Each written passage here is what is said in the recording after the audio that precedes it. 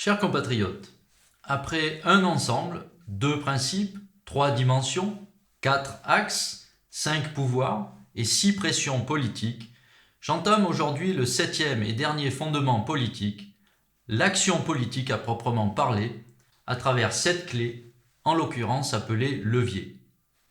Non que les 21 propositions que j'ai faites jusqu'à présent ne soient pas des actions politiques, mais leur mise en œuvre nécessite un appareil étatique opérationnel et une société motivée, ce qui fait l'objet des 7 prochains chapitres.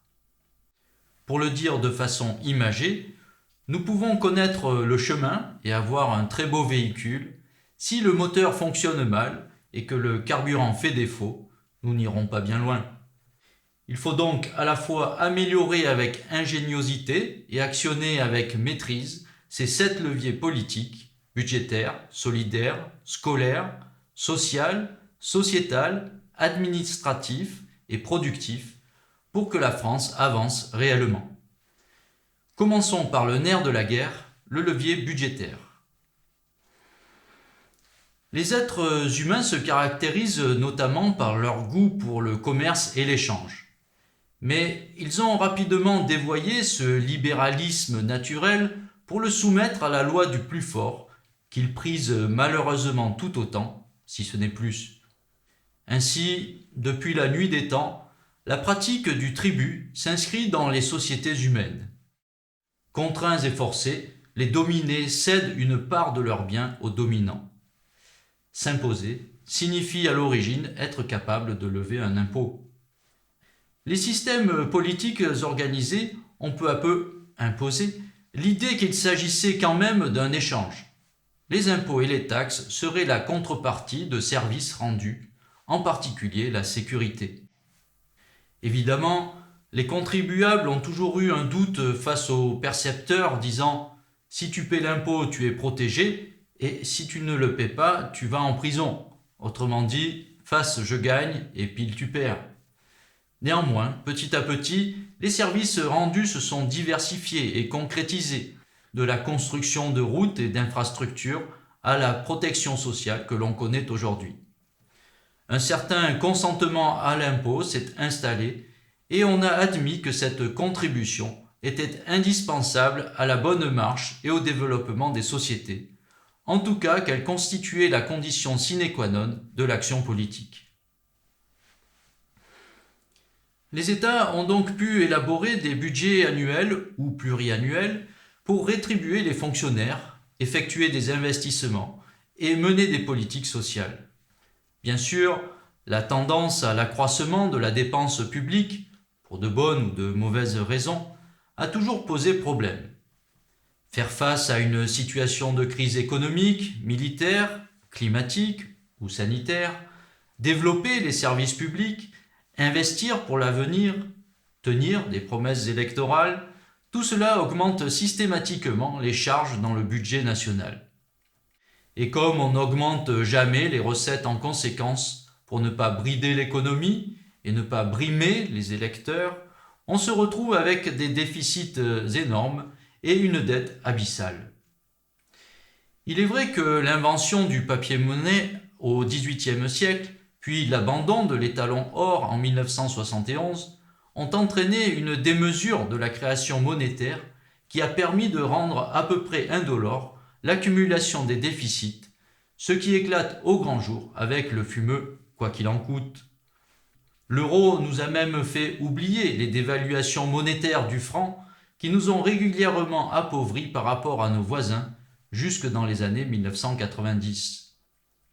En réalité, malgré les discours anxiogènes, on ne connaît pas vraiment la limite du ratio dette sur PIB. Mais il faut quand même se méfier. Nous ne sommes pas à l'abri d'une remontée des taux d'intérêt qui pourrait mettre notre pays en grande difficulté. C'est pourquoi les dépenses de mon programme sont entièrement financées et que la réduction des déficits de fonctionnement doit rester un objectif de gestion des comptes publics. Il ne faut cependant pas confondre la gestion rigoureuse des deniers publics avec la réduction des dépenses publiques et des impôts, qui relèvent de l'idéologie et n'a montré aucune efficacité, si ce n'est dans l'enrichissement des plus riches. D'une façon générale, la dépense publique peut et doit être le turbo du bien-être et de l'économie, à condition de ne pas se contenter d'entretenir le système.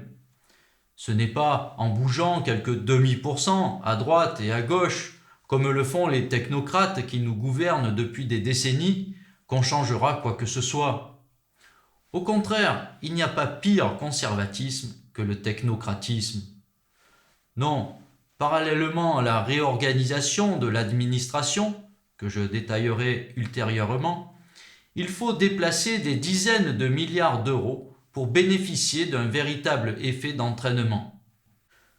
Nous sommes un pays riche, il y a de l'argent, beaucoup d'argent. Et surtout, il y a beaucoup trop d'argent qui spécule inutilement et immoralement, sur lequel on pourrait adosser un impôt à fort rendement pour le budget national. Je propose l'instauration d'une taxe sur les placements financiers spéculatifs.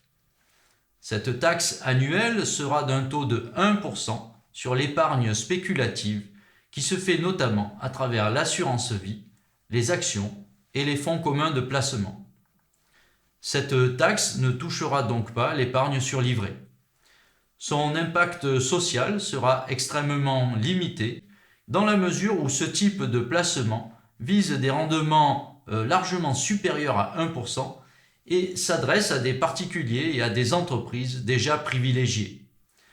La taxe sur les placements financiers spéculatifs rapportera au budget national environ 30 milliards d'euros par an, ce qui financera en particulier une réduction des déficits et la réorganisation des services publics.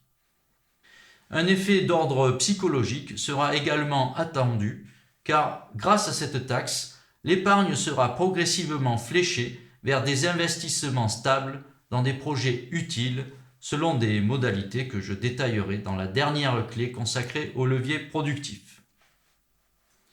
Voilà, la clé politique numéro 22, c'est le levier budgétaire qui rend possible à la fois le fonctionnement des services publics et la mise en œuvre des politiques publiques.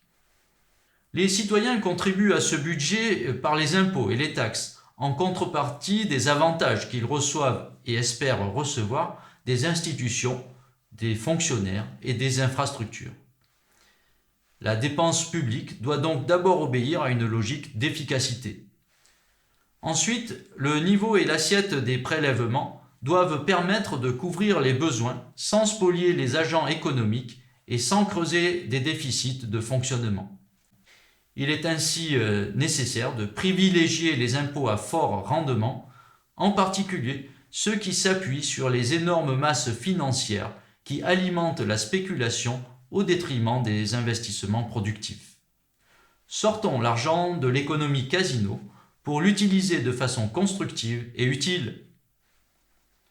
Je vous remercie de votre écoute et je vous donne rendez-vous le 21 janvier prochain pour la clé numéro 23. Je vous dis donc à bientôt.